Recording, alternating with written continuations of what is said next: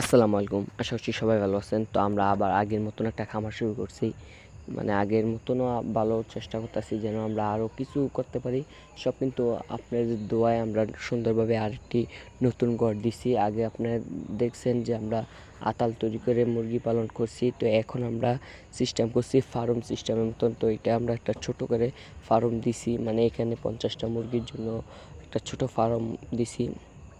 তো এখানে এমন বাজে সিস্টেম করেছি যেন বিড়াল বা কুত্তা কোনো সমস্যা না করতে পারে।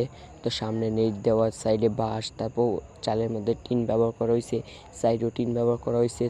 তার সাথেও ভিতরে 2টা লাইট এবং একটা ফ্যান, যেন কোনো হিটিং বা কোনো যদি বেশি তাপমাত্রা হয় তার জন্য ফ্যানটা চলবে অটোমেটিক। আর যে 2টা লাইট, এই 2টা লাইটের কাজ হচ্ছে রাতের বেলা জ্বালানো, আদার পানি খাওয়ার জন্য একটু সুবিধা হয়।